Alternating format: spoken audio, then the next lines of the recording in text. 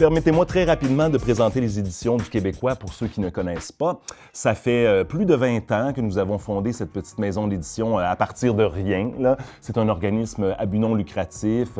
Tout le monde qui y travaille sont des bénévoles. Donc, tout se fait pour l'amour du Québec, de son histoire, de sa culture, le rêve de son indépendance, faire rayonner qui nous sommes, faire connaître qui nous sommes, réfléchir à qui nous sommes. Et mine de rien, ça fait plus de 70 ouvrages que nous avons publiés en 20 ans, ce qui est quand même un petit exploit, là, sans subvention, sans aide gouvernementale, sans aide aucune. Ce qui fait vivre les éditions du Québécois, c'est dans le fond tous ceux qui achètent les livres, parce que hormis les droits d'auteur, évidemment, tous les sous récoltés permettent de publier un prochain livre, puis un prochain livre, puis un prochain livre. Puis c'est comme ça qu'on poursuit notre œuvre. Donc, n'hésitez pas à nous encourager, n'hésitez pas à encourager Jean-François. D'ailleurs, j'ai amené également quelques copies de son ouvrage précédent sur Homère Héroux. Puis on fait un petit prix spécial ce soir pour ceux qui voudraient également se le procurer, 25 $ plutôt que 30. Sinon, il y a le livre de Jean-François que nous lançons ce soir.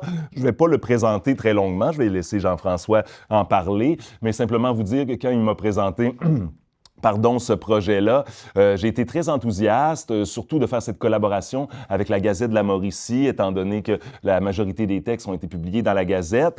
Or, il a fallu que ça se fasse vite, n'est-ce pas, Jean-François? Donc, l'idée est apparue, je crois, en décembre. Tu m'envoies le manuscrit avant Noël. Je lis ça dans le temps des fêtes. Puis là, rapidement, on part la machine pour la publication. On réussit à aller en impression au mois de mars pour sortir le livre en avril. Donc, un petit exploit aussi de ce côté-là, dont on est bien fiers, parce que Jean-François, c'est un collaborateur depuis longtemps. On a déjà publié certains de ses ouvrages. C'est un homme passionné du Québec et très rigoureux dans ses recherches, passionné d'histoire. Puis ici, il livre plusieurs pages d'histoire sur la Mauricie et sur Trois-Rivières. Donc, je pense que c'est une contribution importante à l'histoire du Québec. Donc, j'ai dit que je serais bref. Je vais m'arrêter là-dessus en vous remerciant encore une fois d'être là, d'encourager Jean-François, de nous encourager. Je vais lui céder la parole et sur ce, je vous souhaite une très bonne soirée. Merci beaucoup. Je ne sais pas si tu voulais commencer par dire un mot. Oui, donc, sur moi, peut-être. Sur toi-même. Donc, moi, je suis Isabelle Padoula de la Gazette, directrice générale de la Gazette de la Mauricie. Puis, je vais faire, après la présentation de Jean-François, on s'est entendu sur une petite formule questions-réponses qui proviennent. On a demandé à nos lecteurs de la Gazette, nos lecteurs, lectrices de la Gazette. On a également demandé via notre infolettre. Donc, on a reçu plusieurs questions à poser à Jean-François. Des questions qui portent sur son livre, mais aussi beaucoup sur la personne que tu es. Intriguant. Donc, la personne que je suis, bonjour. J'ai habité Trois-Rivières pendant 15 ans. J'ai fait mon doctorat en histoire ici à l'UQTR. J'écris dans la Gazette depuis 10 ans déjà. Depuis 2015, donc c'est un beau partenariat. Je suis sur le CA de la Société Saint-Jean-Baptiste, le CA de patrimoine Trois-Rivières. Donc, j'ai été impliqué dans plusieurs organisations qui ont à cœur la promotion du patrimoine local, régional et national. Et je suis très content d'être ici devant vous et que vous soyez nombreux aussi ce soir. Merci d'être là. Donc, on débute. Ça fait plaisir à la Gazette. On présente ce lancement-là dans le cadre du 40e anniversaire de la Gazette de la Mauricie. Donc, ça fait 10 ans que Jean-François contribue à ce média qui existe depuis 40 ans. Donc, on a des choses à célébrer. Mm-hmm. Alors, première question. Chaque écrivain a des routines d'écriture qui lui sont propres. Quelles sont les vôtres? C'est une bonne question. Je ne bois pas de café. Déjà là, je pense que c'est quelque chose qui me distingue peut-être des autres écrivains. Je suis peut-être le seul universitaire qui a fait un doctorat sans boire de café. Sinon, j'écris beaucoup plus le matin. Quand mon cerveau est tout frais, c'est vraiment plus le matin là, que ça sort plus facilement. Je me mets de la bonne musique instrumentale particulièrement. Donc, quand il n'y a pas de paroles, je peux rentrer encore plus dans mon écriture. Donc, la musique est une part essentielle de ma rédaction. J'ai pas de routine en tant que telle. Puis je suis pas quelqu'un qui travaille beaucoup à la dernière minute, donc je pense que je suis quand même privilégié d'être bien entouré. C'est une bonne question, ça me prend quasiment au dépourvu. Ça nous donne quand même un certain cadre là, pour l'écriture, c'est bon. Ton livre s'intitule Mauricie, je me souviens. À part Trois-Rivières, de quelle autre ville en Mauricie les textes parlent-ils? Donc, on parle entre autres de Shawinigan, donc la vie du père Buteux. On s'en va à Masquinongé aussi, dans le coin de Louisville, d'où est originaire la grand-mère de Louis Riel, Marianne Gaboury. On peut se promener jusqu'à Latuc aussi, où est né Félix Leclerc. Je parle de Cap-de-la-Madeleine. Donc, Yamachiche. Il y a une assemblée patriote là-bas. Donc, plusieurs... Là, Bécancour, je pense. Bécancour aussi, le Ouais. parc industriel de Bécancour, effectivement. Donc, on se promène un peu partout, à toutes les époques aussi, là. Donc, ça couvre vraiment la Mauricie. Oui, autant que possible. Quel texte dans Mauricie, je me souviens, pourrait le plus surprendre vos lecteurs et lectrices? Ils ont des bonnes questions. Hein?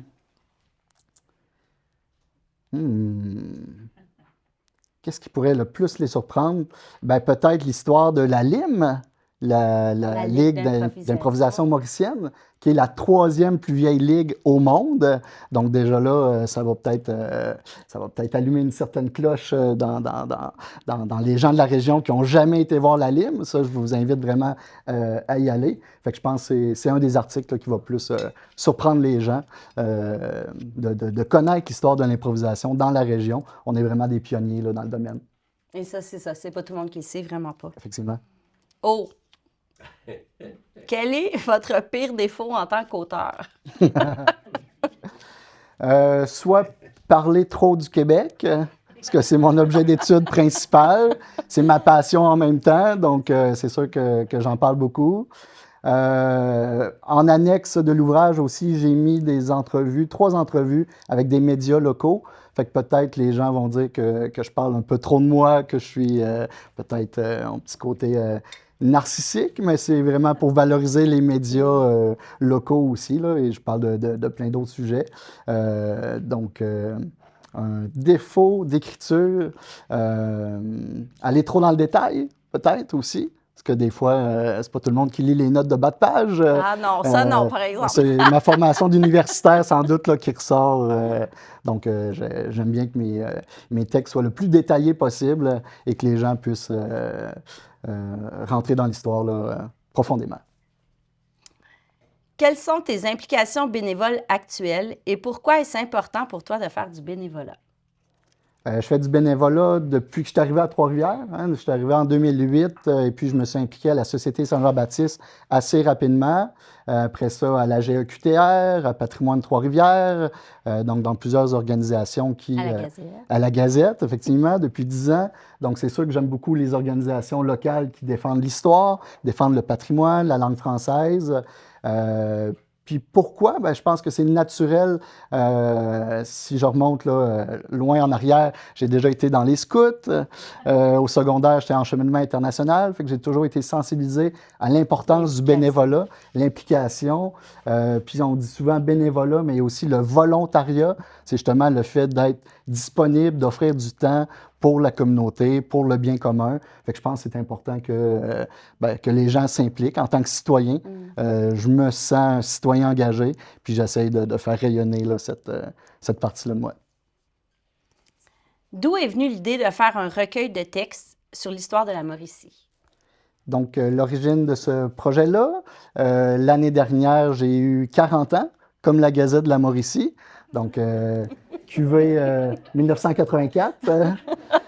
Et il y a 1 an ou 2, j'avais dit à mon éditeur, j'aimerais ça pour mes 40 ans, me gâter et avoir un livre de mes 40 meilleurs textes politiques ou sur l'histoire du Québec. Donc, j'ai commencé à faire le manuscrit. Et puis ensuite, on a parlé ensemble et tu as ouvert la porte à un partenariat avec la Gazette.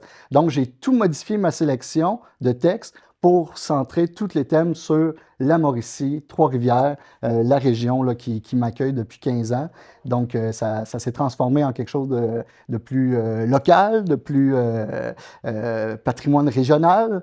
Il y aura peut-être un tome 2 éventuellement, justement, sur les autres régions ou sur les autres textes que j'ai mis de côté. Mais je pense que ça a été là, une bonne formule là, de cibler là, la région comme ici. thème, comme objet principal d'étude. Quel texte vous a donné le plus de fil à retordre pour sa rédaction ou sa recherche? Certains textes ont pris plusieurs années, par exemple les textes sur l'histoire des Patriotes, l'histoire de la prison de Trois-Rivières. Donc ça vient d'un ouvrage, là, le premier que j'ai publié en 2015, sur les Patriotes de la Mauricie du centre du Québec. J'avais mis 5 ans de travail là-dessus. Donc c'est sûr que ensuite d'en faire une synthèse, un résumé, un livre en quelques pages, déjà là, c'est tout un défi. Fait que c'est certainement là, dans ces textes-là qui m'ont pris le plus de temps là, à rédiger. Il y en a certains aussi que j'ai fait des entrevues avec des gens. Donc ça aussi, là, il a fallu faire une démarche particulière pour leur laisser la parole, pour transcrire les entrevues. Donc c'est ça, il y a plusieurs textes là, qui s'échelonnent sur plusieurs années finalement de recherche et de rédaction. Pouvez-vous nous dire quels sont vos 3 auteurs incontournables et pourquoi? Il ne savait pas d'avance les questions, il faut le dire. Là. Il est très bon. Avoir su, je me serais plus préparé. Disons, dans les auteurs québécois, Patrick Sénécal est certainement quelqu'un que je respecte là, profondément pour toutes ses œuvres, pour son œuvre en entier. Moi, je ne lis pas beaucoup de fiction dans la vie. Je suis pas mal plus là, dans les faits, dans l'histoire. Je lis des biographies politiques, un peu sur le paranormal aussi. Donc, plusieurs sujets, mais la majorité touche le Québec. Serge Bouchard est certainement là, aussi là, dans mon top 3 d'auteurs que j'ai le plus de plaisir à lire, à découvrir. Sa voix nous manque, au moins ses œuvres nous restent. Entre autres, là, sa série, là, la trilogie des Remarquables oubliés. Le premier sur les coureurs de bois, le deuxième sur les femmes et le troisième sur les Autochtones. C'est des livres là, absolument à lire. Autrement, j'aime beaucoup les textes de Biz. Membre de Locolocasse. C'est sûr que je pourrais vous nommer là, des historiens québécois là, durant toute la soirée. Mais il y en a 3. Oui, ben, disons Éric Bédard, que j'apprécie particulièrement là, pour sa rigueur et son esprit de synthèse. Que préférez-vous dans l'écriture et qu'aimez-vous le moins?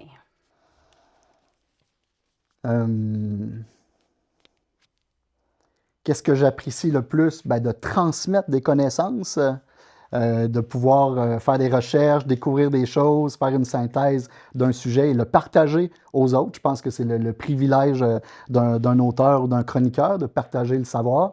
Fait que c'est ce que j'aime le plus. Puis l'autre partie de la question, c'est... Qu'est-ce qu'on aime le moins? La correction.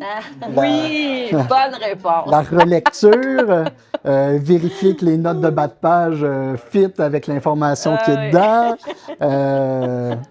Donc, c'est un travail indispensable, évidemment.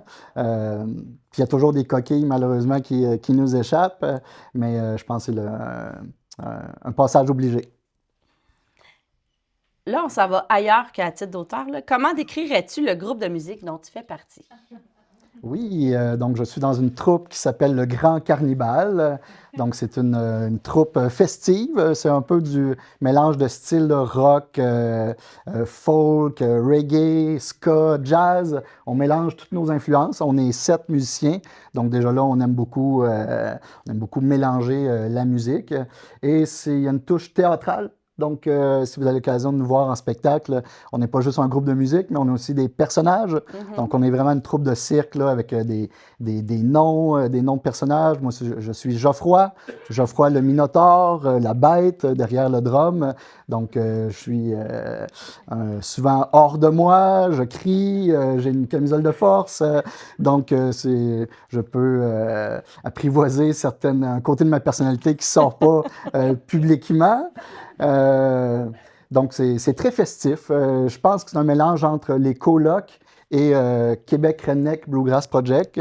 Donc, la musique rapide, festive et pour tout le monde, pour toutes les générations. Je vous invite à aller voir. On est sur toutes les plateformes. Ah, une bonne question qui va intéresser votre éditeur également. Sur un livre vendu à 25 $, combien restait-il dans les poches de l'auteur? Pas beaucoup. Pas beaucoup, surtout quand c'est vendu en librairie, effectivement. Donc, en librairie, ben, il y a l'éditeur qui doit payer l'imprimeur, il y a aussi le distributeur et le libraire. Donc, qu'est-ce qui me reste, moi, comme auteur en librairie? 10. Donc, sur un livre de 25 on parle de 2,50. Évidemment, quand vous pouvez l'acheter directement de moi, je peux faire un profit un peu plus généreux, respectable. Non, on est vraiment dans une marge un peu plus grande parce que j'ai la chance d'avoir un bon éditeur. Donc, je lui achète des copies à titre d'auteur, justement. J'ai un prix particulier. Donc, en plus que vous sauvez les taxes, moi, je peux vous faire une belle dédicace. Fait que c'est le meilleur des deux mondes. Mais il y a quand même quelque chose de particulier là, dans le monde du livre, du fait que les auteurs... donc ici, je pense qu'on considère que 3000 livres, c'est un best-seller au Québec. Donc là, on a un tirage d'environ 350 copies pour celui-là. Si on les vend tous, évidemment, on retournera en impression avec plaisir. Mais j'ai quand même la chance d'avoir un éditeur solide. Il y a des auteurs au Québec qui doivent payer pour faire imprimer leurs livres. Donc, moi, j'ai la chance que mon éditeur assume l'infographie, l'impression, la distribution aussi. Donc, ça, je suis chanceux là-dessus. Mais disons qu'il y aurait peut-être un petit ménage à faire là, dans le monde des droits d'auteur, autant du point de vue musical que du point de vue littéraire. C'est peut-être le même combat, finalement, pour que les artistes soient rémunérés à leur juste valeur, là, certainement. Un Dodge, dans le fond? Quel est ton philosophe préféré? Assurément, c'est Nietzsche. Donc, Friedrich Nietzsche, philosophe allemand, qui a été un grand ami de Richard Wagner. C'est un passionné de musique. Donc, c'est ce qui me touche le plus dans sa philosophie, qu'il essaye de justement... en fait, il dit que la danse et la musique sont des arts supérieurs parce qu'on doit utiliser le corps et l'esprit en même temps. Hein, et que c'est des arts qui passent par le corps, par la performance. Donc, c'est des concepts qui m'ont rejoint beaucoup, surtout quand j'ai fait mon mémoire de philosophie sur l'esthétique métal. Donc, j'ai plongé dans Nietzsche, dans le concept du surhomme, la volonté de puissance. Donc, c'est certainement là, des concepts qui m'ont rejoint le plus. Sinon, plus actuellement, je dirais Michel Onfray, qui est un commentateur de Nietzsche, justement. Donc, c'est des philosophes qui m'inspirent beaucoup. Je pourrais dire aussi André Comte-Sponville, un athée français qui a développé une spiritualité, parce que c'est pas parce qu'on est athée qu'on n'a pas de valeur ou qu'on n'a pas de principe dans la vie. Donc, c'est ces gens-là qui ont été un peu plus dans la marge, mais qui me touchent là, par leur concept et leur vision de la philosophie. Oh, en une phrase, pouvez-vous résumer votre livre? Une phrase. Mettons qu'on peut tolérer 2. Donc, il s'agit d'un recueil de textes, d'environ 45 textes que j'ai publiés dans 2 journaux, le Zone Campus et la Gazette de la Mauricie, et qui est divisé en 3 thématiques. Donc, la première partie, ce sont des textes sur la société. Deuxième partie, des textes sur l'histoire. Et la troisième partie, là, c'est plus des biographies de personnalités connues ou inconnues de la région. Donc, c'est les 3 thèmes principaux. Là, Comme par exemple, en entrevue, on retrouve qui? Donc, les personnalités comme Félix Leclerc, Pauline Julien. Tantôt, je parlais de Marianne Gaboury, la grand-mère de Louis Riel, qui vient de Masquinongé. Quoi d'autre? Et quelques autres, et plusieurs autres. Jacques Lacourcière, entre autres, là, historien qui nous a quittés récemment. Donc, c'est des portraits là, de personnalités locales importantes à connaître ou à redécouvrir. Point de la phrase. Il y a plein de points-virgules là-dedans. Là. Est-ce que vous avez une expression ou une citation qui vous inspire? Dans la vie ou... Dans la vie, ça. Je vais revenir à Nietzsche. Là. Si la musique n'existait pas, la vie serait une erreur, une fatigue, un exil. Donc, c'est sûr que pour moi, la musique est ma religion. j'ai souvent interprété ça de cette manière-là. Et donc voilà, la musique est la meilleure chose. Il y en a 13 biographies. Il y a quelqu'un qui les a comptées. Tu présentes 13 biographies dans ton livre. Laquelle est la plus méconnue selon toi? Peut-être Anaïs Allard-Rousseau, qui a été la cofondatrice des Jeunesses musicales du Canada. Et donc, il y a une salle qui porte son nom aujourd'hui, une salle de la Maison de la Culture. Donc, c'est peut-être une personnalité qui est un peu plus... qui est décédée depuis les années 70, donc qui est plus effacée dans le paysage culturel, mais qui est certainement là, une personnalité importante à connaître pour son engagement dans la cause musicale et surtout son apport envers les jeunes. Donc, d'aller rejoindre les jeunes pour connaître la musique classique, entre autres. Anaïs Allard-Rousseau. Qu'est-ce qui vous a amené à l'écriture? L'université, peut-être, parce que déjà là, je suis un universitaire de première génération, donc je me destinais pas du tout à des hautes études. Je suis venu à Trois-Rivières pour l'université. C'est ma copine d'époque là, qui m'a apporté ici. Elle étudie en psychologie. Je me suis inscrit en philosophie. C'était en 2008. C'était quoi la question? Qu'est-ce qui vous a amené à l'écriture? Je suis un grand lecteur. Je lis 2 livres par semaine depuis au moins une décennie. Puis je pense qu'à force de lire, là, j'ai commencé justement à faire des chroniques dans Zone Campus, ensuite à la Gazette.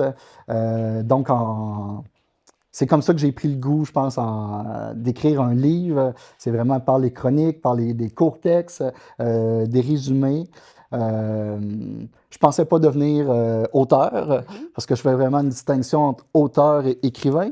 Moi, je me considère auteur de livres, auteur de chansons, tandis qu'un écrivain, ça va être quelqu'un qui va créer tout un univers avec des personnages, on est plus dans la fiction. Donc là, ça, je suis pas encore à ce niveau-là. Donc, ce qui m'a inspiré, c'est les journaux avec qui j'ai participé. Quel livre auriez-vous aimé écrire? Pas facile. Je pourrais tricher puis sortir de mon domaine d'expertise puis dire La Flore laurentienne du frère Marie-Victorin, qui est la première œuvre scientifique en français écrite au Canada. Donc ça pourrait être intéressant. C'est des questions que je me suis jamais posées, ça. C'est une bonne réponse. C'était au singulier. Que lisez-vous présentement? J'ai lu cette semaine le livre de l'humoriste Mathieu Cyr. Il a fait un livre qui s'appelle... c'est comme un livre de croissance personnelle, mais avec une méthode pour finalement reprendre le contrôle de votre vie en 10 semaines. J'ai aimé beaucoup sa démarche, évidemment très humoristique, mais ça a marché pour lui parce qu'il est atteint de plusieurs troubles d'hyperactivité que je n'ai pas, mais que j'ai trouvé très intéressant comme ouvrage. Et je viens de terminer aussi le livre d'Alain Gervais sur le fondateur de Trois-Rivières, Robert de Montvilliers. Donc, ça vient tout juste de sortir, une petite brique, là, une centaine de pages.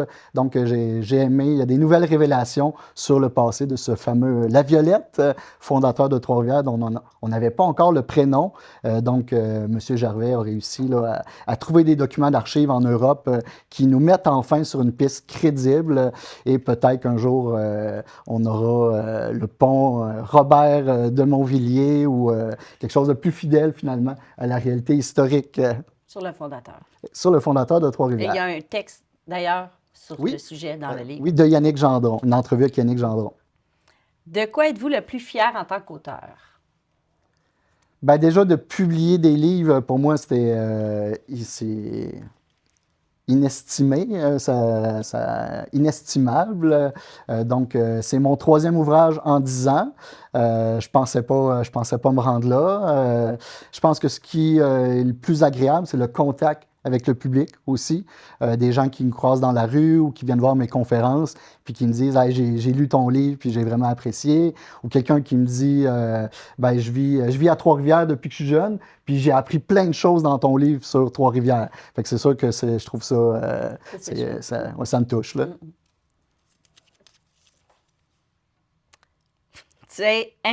Tu as un texte intitulé Ode au sacre, asti de tabarnak. Quel est le sacre que tu utilises le plus couramment? C'est clairement tabarnak. Donc, un mot avec beaucoup de puissance et de profondeur qui peut se conjuguer à différentes sauces.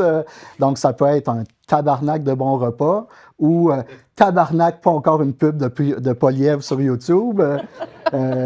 Donc, ça peut s'adapter. Et je salue Guillaume Cholette-Janson qui avait mis en scène justement la pièce Sauce brune qui valorise le joual et les sacres dans cette pièce de théâtre québécoise-là. C'est pour cette occasion-là que j'avais fait un petit texte sur l'histoire des sacres. Et, parce que vous savez que les Québécois sont pas mal les seuls à utiliser les objets de la religion pour blasphémer. Donc, je pense que c'est un sujet intéressant qui est encore pertinent aujourd'hui. En tant qu'auteur, quelle est votre plus grande peur? De faire des oublis, de faire des erreurs, parce qu'une fois que le livre est publié, c'est difficile de revenir en arrière. C'est pas comme un tableau et une craie qu'on peut effacer. J'essaie de citer mes sources aussi autant que possible. Je pense que c'est important là, dans la rigueur d'un auteur, d'un historien ou de n'importe quel universitaire. Donc, peut-être de me faire accuser de plagiat pour être justement une de mes peurs, effectivement. Et la dernière question, avant de répondre aux vôtres. Quelle est la clientèle cible de votre livre? Tout le monde. Dans le fond, il n'y a pas d'âge pour lire ce livre-là. Puis ça s'adresse autant à ceux qui habitent la région que les nouveaux arrivants. Donc, si vous ne connaissez pas l'histoire de Trois-Rivières, ben, ça remonte aux sources avec la création avec les Autochtones. Donc, de la Nouvelle-France à aujourd'hui, toutes les époques sont touchées.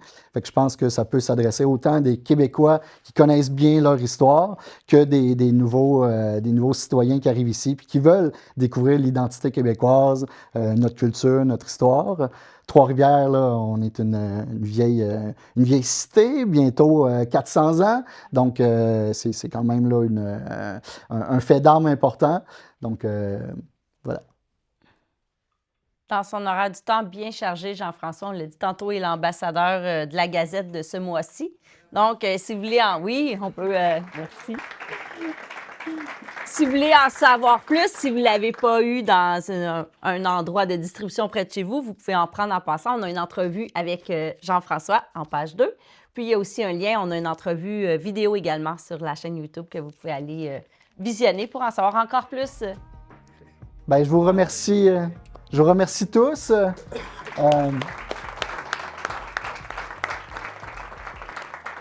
Je suis disponible là, pour ceux qui veulent faire des dédicaces.